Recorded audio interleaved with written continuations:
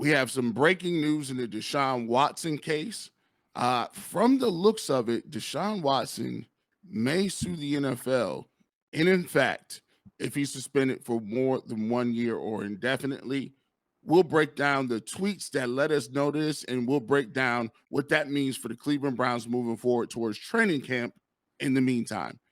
We'll do it coming up next on the Locked On Browns podcast. You are Locked On Browns, your daily Cleveland Browns podcast. Part of the Locked On Podcast Network, your team every day.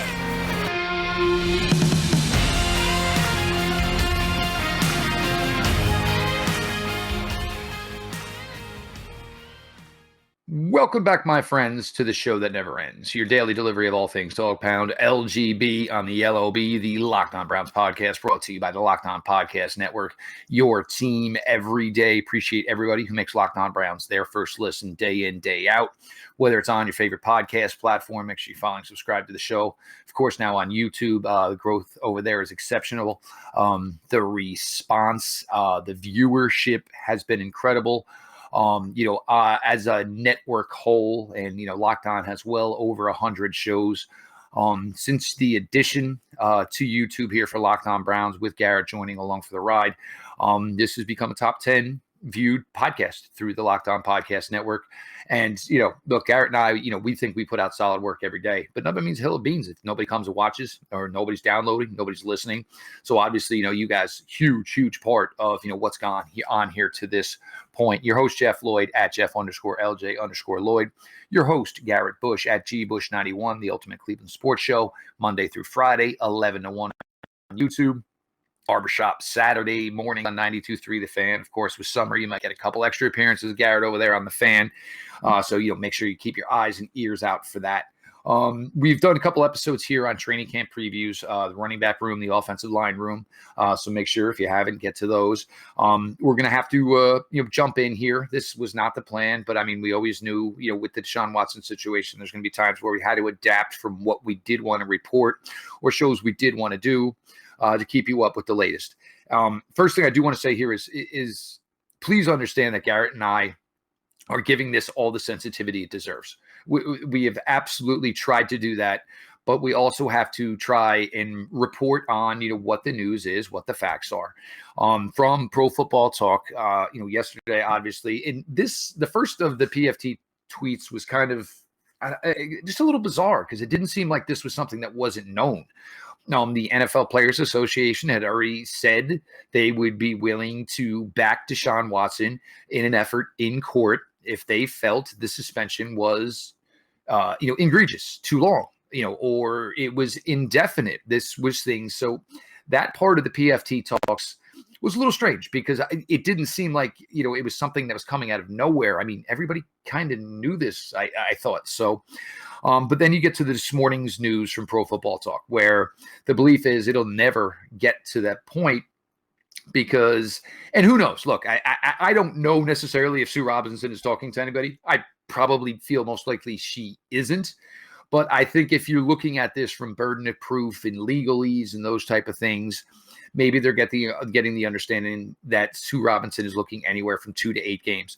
2 to 8 is an interesting number within itself, because 2 games versus, you're talking 2 weeks versus 2 months. It does seem like a wide disparity. So I definitely think people are trying to be safe there to say, so maybe it's 4, maybe it's 6, but 2 to 8 definitely seems like a wide range. It's like telling your child you're grounded for, 2 days or 2 months. It's just very, very wide range there.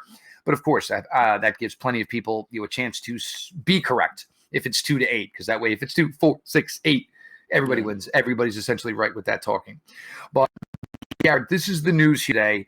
And, we're going to get to this, in our second segment of maybe where or why this is headed to a number between 2 and 8.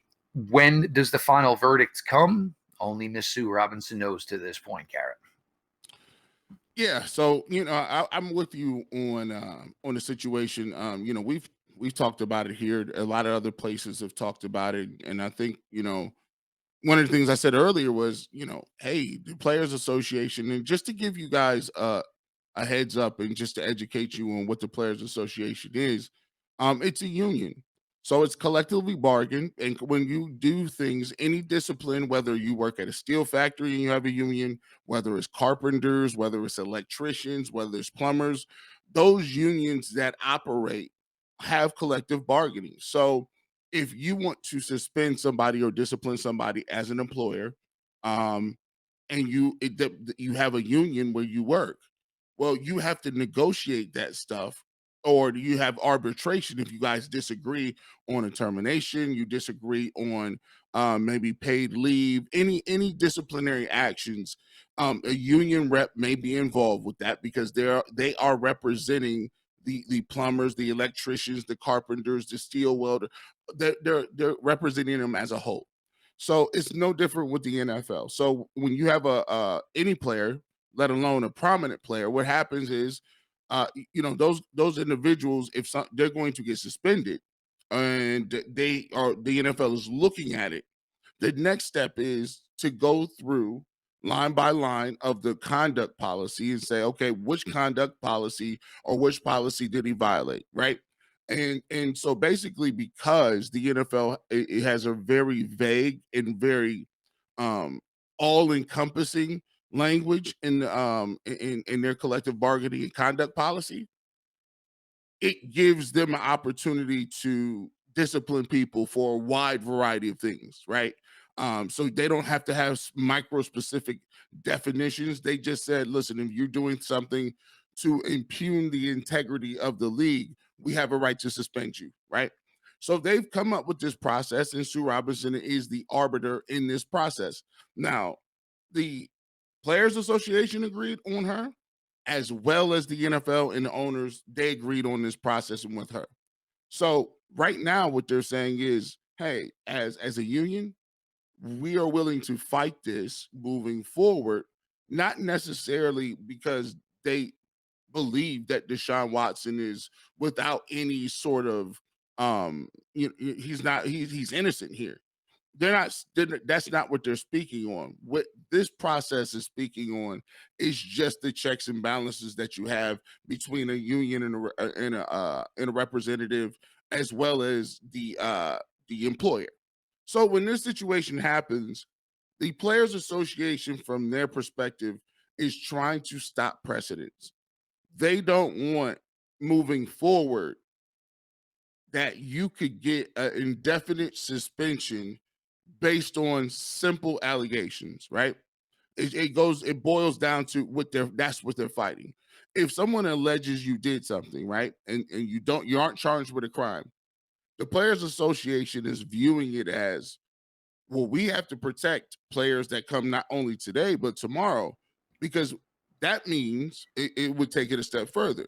That would mean if they allowed Deshaun Watson to take an indefinite suspension for allegations, even though he never committed a crime, then the next time any player, whether it was domestic violence, whether it's financial stuff, whether it's tax evasion, anything, right? It could be jaywalking tickets, whatever the case may be. You just you put the gambit in there, whatever you want to get. The allegations themselves could trigger an indefinite suspension based on just simply allegations. So that's why this is so contentious between two groups. And I think people are conflating their I guess over the top nature with just saying Deshaun Watson is completely innocent. That's not what they're doing. They are fighting this tooth and nail because it just comes down to what the agreement is, and you got a union, and the union is looking to protect its employees and their clients, just the same way Roger Goodell is looking to protect his clients and his employees, which is the NFL owners, and that's why this thing is going back and forth the way it is. If anybody feels that this is maybe over their heads, raise their hands. Look, I mean, most of us who are not in legal line of work, there's a lot of mumbo jumbo, a lot of verbiage. and a lot of stuff that is just simply over your head. If you were somebody who studied law or within law enforcement or within criminology, whatever it may be, those type of things, this is not really something, that, and that's where I think a lot of this gets lost, because for us who are not in this line of work, you see things like, black or white. That's it. Simple. You see a ball or you see a strike, you see right or you see wrong. But then there is all the nuances that go in, and all the practice and all the actual law work that go into whether somebody gets charged, somebody goes through a trial, gets convicted, or doesn't get convicted. And, it's why those people make really, really, really big money. So there is all of this aspect to it. We're going to get to some thoughts here on to why Sue Robinson may be viewing, a suspension somewhere between 2 to 8 games. And again, it comes down to, legal ease and, trying to, and, things like, why do so many trials never go to verdict? Because at the end of the day, you can get, maybe both sides to be satisfied before there has to be an ultimate verdict. We're going to get to all this and more. Your latest Locked On Law. I'm sorry. I mean, Locked On Browns. Jeff Lloyd. Oh, nice. I'll be Corbin Burnson. Jeff Lloyd, Garrett Bush, your latest Locked On Browns. Whether you are ready to pop the question or you are celebrating a milestone moment, find a jewelry as unique as her with the modern convenience of online shopping at BlueNile.com. Look, you have the opportunity, if it is time to ask her that question, to just put together the engagement ring of her dreams. If you're looking for fine jewelry, but you're having problems choosing, Blue Nile has jewelry experts on hand 24/7. Available via phone or chat to help you find a memorable gift at every budget. The size of the diamond, the shape, the clarity, as well as the setting style. Blue Nile's bench jewelers will then handcraft her the perfect engagement ring. Each ring is one of a kind. Make your moment sparkle with jewelry from BlueNile.com. And Locked On Browns listeners get $50 off purchases of $500 or more. This podcast exclusive includes engagement. Use promo code Locked On, all caps, no space. Again, Locked On. Plus, every order is insured, it ships for free, and it arrives in a discreet package that will not give away what's inside. Shop stress-free and find your forever piece. Go to BlueNile.com today. Welcome back to the Locked On Browns podcast. G. Bush in the building, Jeff Lloyd in the building. You know what? I want to say this too. If you haven't heard of the Ultimate Cleveland Showboard Show, go over there and definitely give that a thumbs up. Get that, subscribe to that, give a like button, and also even more than that, this is Jeff mentioned something in the beginning of our broadcast about how successful this thing has become. We want to thank you guys for making us a top 10 podcast on the Locked On network. Right now, we didn't, me and Jeff, I had heard of Jeff, and maybe Jeff had heard of me. We had never had an opportunity to cross paths and do any work. They kind of put us together in this thing. And I just want to say, this is, even though I love the Ultimate Cleveland Sports Show, and that's great, I'm learning to love this just as great as I love that cast over there. Jeff is a great dude. We have a great time. We work well together. And I just think, we got a good energy and a good vibe, man. And this thing is, I'm really proud of the way this thing is taking off and the content that we continue to put out. And I want to thank you guys for supporting that. So I want to appreciate you guys for, make sure you continue to support that. Make sure you hit that like button, subscribe, continue to show them that the Browns fans and the Browns community is a top 5, top 10 in this game. You got the Cowboys and the Packers and 49ers and all those guys. We respect them. But it's different in Cleveland. It's different with these Browns. So continue to make us the number one podcast in the game, Locked On Browns podcast. Jeff, we got a little legal briefing in the first part. And Sue Robinson, who's a judge, been a circuit judge or a federal judge for 25 years, she is the head of this arbitration. And so some of the things that she's taking in consideration here are a couple of things. We're looking at from the NFL side and looking at it from the Deshaun Watson side in his case. So she's trying to be an arbiter. She's trying to, and if anybody have went through mediation before, I've been divorced before, so I've been in front of arbiter mediation, right? And one of the analogies I can give with this is me and my ex-wife, we didn't have lawyers. We just went to a mediator, right? And the mediator was there, and basically we signed up our own divorce papers and say, you get this, I get this, you get this, and I get this.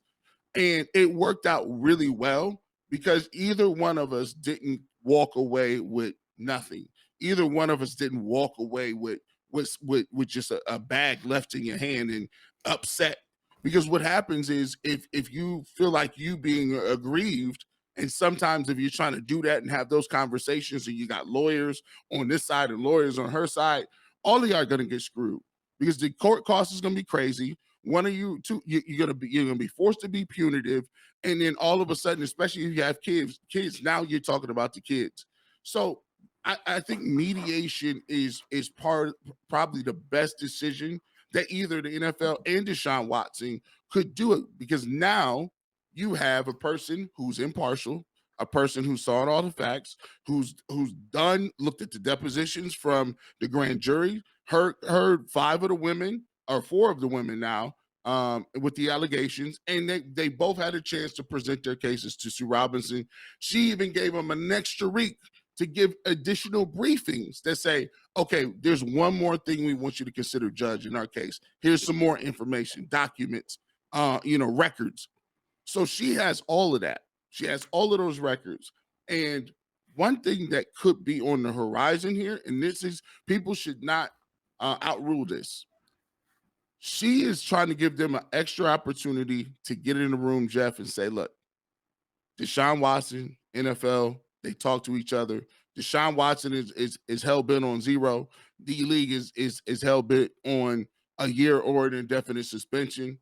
And she might be telling them, hey, guys, it's better to come to some sort of conclusion before we even get to that. Because if you can come to a conclusion and you guys can come to some understanding where both sides feel they had to take some things and then give some things, it's a better outcome, because now you can just do whatever you got and keep it moving. But if you go into this case and she renders a verdict and either side doesn't like it, now you're right back into the old situation where someone has to appeal, and the appeal goes to Roger Goodell. Roger Goodell says what he wants, and now we're at the same process. This is why you have an arbiter, and this is why you don't want it to get to that. So I think that they should take whatever she gives, and it would be pertinent for them to do that moving forward so that they don't have to continue to go through this process. Your thoughts? There's a couple of things here. And first things first, you're putting this in the hands of a woman who is, to the point in her legal career that she is a judge. So there's no question as far as, is she educated? Is she smart enough to, take all the information she's been given and within, the role and the power that they're giving her, is she educated enough to dole out a proper, I guess we'll call it, sentence, suspension of that ilk? But part of the issues here, and I think where, if, there's the old line of back in the day, you could get a ham sandwich indicted. Once Deshaun Watson did not get charged, it's certainly going to, it made whatever this process was going to be as what they felt a term of a suspension. It was going to be very, very difficult to determine, because if he were charged, it would have been, all right, see you later. It would have been automatically indefinite suspension, go through the legal process, whatever penalties come from that. And, the NFL would have said, we'll see you when maybe you're eligible to come back and actually play in the NFL. But once he did not get criminally charged, where it became really difficult to determine what suspension length would be. As we've heard, the leaks come out that the NFL had the same problem that prosecutors did in showing their case to a strong enough degree of guilt where a heavy suspension would be warranted. So this whole thing, and again, it's a lot of legal talk. There's no question about it. And we're going to get back here a little bit more. Jeff, Lloyd, Garrett Bush. We are going to get into training camp itself, where this would mean or what this would mean for the Browns and their quarterback situation starting almost 2 weeks from now. BetOnline.net is your number one source for all your betting needs and sports info. Find all the latest sports developments, league reviews, and news, including this year's MLB All-Star festivities. BetOnline is your continued source for all your sporting wagering information, including live betting, esports, and scores. And BetOnline.net remains the best spot for all your sports, scores, podcasts, and news this season. BetOnline.net is the fastest and easiest way to check in on all your favorite sports and events, including MMA, boxing, and golf. Go to the website today or use your mobile device to learn more about the trends in action. BetOnline, where the game starts. Welcome back to the Locked On Browns podcast. G. Bush in the building, Jeff Lloyd in the building. Make sure you follow us at GBush91, at Jeff_LJ_Lloyd. Now, another part of this is how does this affect the decision? How does this affect whether the Cleveland Browns are going to go into training camp? Training camp's 9 days away. Still do not have a decision. And, you know, from what we're looking at, some of the reports, the reports show that Sue Robinson looks like she's going to take her time in this. There's even reports that this thing may bleed into training camp, the first few days of training camp. I believe this Friday, I believe rookies, Thursday or Friday rookies report. And then next Tuesday, the veterans will be in. So 9 days, you still don't know as a Cleveland Browns organization, who's your starting quarterback, right? Who's going to be taking those reps? And also, if he's suspended indefinitely, Deshaun Watson will not be able to practice. He won't be there. He won't be in the facility. He will not be around. And it definitely will be at that point in time, Jacoby Brissett's situation. I thought Robinson said something, and I think this just to keep in his mind in one of his tweets. Charles Robinson spoke about this, and I believe he's for Yahoo Sports. He said, given the appeals process, last segment we talked about whether or not Deshaun Watson would appeal in the Players Association, and we said yes, they would appeal the decision for anything over a year or indefinite. One of the things he said, which was fascinating, which is interesting that people have to take in consideration, this is not the first time someone has tried to sue the NFL to put an injunction in so they could play. A couple years ago, Zeke Elliott did. I believe he received a 4-game suspension. A few years back, we all remember Deflategate. Tom Brady was fighting that thing. He received, I believe, 4-game suspension. I'm with that. So he's not the only people that have ever done this. And those players obviously are represented by the NFL Players Association as well.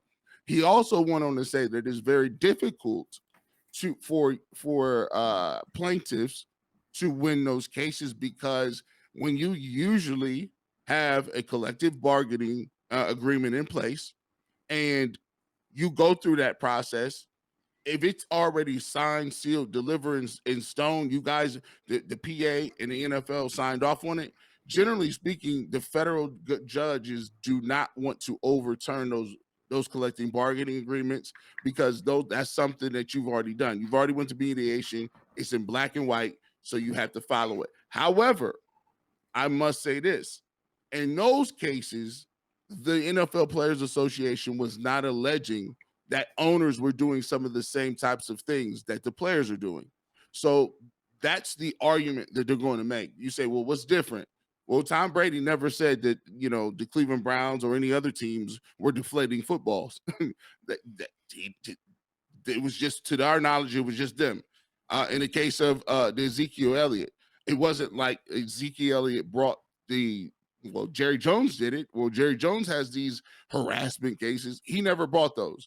The difference in this case is the NFL Players Association, for the first time in history, not only said what they're going to do in terms of arguing their case, which is saying that other owners have done certain things and been in the same type of hot water as the players. However, they received no punishment. They're all also telling them and signaling that, hey, we're going to sue you if you do X, Y, and Z, which is a longer suspension. So they are emboldened. They're really taking it serious, and the NFL looks like they're dug in as well. So that is the reason that this thing could drag on into camp, because once again, all the chips are in the middle of the table, and moving forward, anybody else that gets in trouble, this case will be used as a baseline for punishment, treatment, and process. I think you closed there with a fantastic point. And a lot of this, and keep in mind now, Deshaun Watson has been a Cleveland Brown for 4 months. He's been here for 4 months. So this is, discussions, not just the 4 months, though. This is 4 months he's been a Cleveland Brown. I mean, these discussions have been going on well into last summer, well into the point where the Houston Texans, basically said, well, we're not going to play you, basically due to, what's going on, and want to say that we're, ignoring the situation by allowing our star quarterback play. And to Garrett's point, when you have somebody of this profile, like Tom Brady was with Deflategate, and Ezekiel, certainly a big name in this league, if this were the 53rd, 52nd man on any NFL roster, first off, most likely guy'd just be cut and nobody would really hear about it anyway. Because if you're the 52nd, 53rd man on the roster, nobody's going to really, no team's going to say, all right, well, we're going to stand next to you through this process. They're going to let him go, say, go through the process, whatever happens, then maybe we'll talk again when you're eligible to possibly play this game. It gets a lot of attention, certainly just due to the profile of Deshaun Watson. And certainly when the trade to Cleveland happened, the $238 million happened. It certainly brought even more eyes, of course, to that. So, the Browns here, and as much as I'm sure the Browns would like a verdict, as much as I'm sure all of us would like a verdict, to make sure that every single T is crossed, every I is dotted, every single piece of evidence, and it's read not once, not twice, but 33 times, to make sure that you are making 110% the best possible decision that Sue Robinson can make with the best of her educated abilities in the legal system. For the Browns, training camp could get a little wonky. I think everybody understands there is going to be a Jacoby Brissett chapter. Is it a few pages? A couple of games? Is it, a couple of chapters, 4 games, 6 games, 8 games? I think we're all in the agreement and the understanding that Jacoby Brissett is going to be manning the Browns huddle week 1, week 2. I don't think anybody really knows to any degree, how much longer it would be after that. We all are the assumption that Deshaun Watson is going to miss a little time. It is in Sue Robinson's hands now to dole out said punishment, and then we'll obviously see what the reaction is from either A, the Deshaun Watson side, or B, the NFL side. And I gotta admit, you guys know me, I love talking wide receivers, man. I had these notes going today, I had text off to Garrett, and the next thing it was, all right, well, we're gonna have to pull an about face now here, because here we are back into it's like court TV. We're sitting outside the room with our blazers on, and the attorney just chimed in. But it's come soon, folks. And, as much as we love talking about ball, this situation right now with the Browns, it obviously involves this situation with Deshaun Watson. Certainly have to give it the airtime it deserves. Certainly have to try to talk about these things as deeply as we possibly can here. And, we'll all know soon, in a week, maybe 2. Everybody knows, a week from Wednesday, Browns are in camp. So hopefully maybe a decision there to, as far as, the Browns just setting up how they want to dole out the quarterback reps in training camp could be a little easier.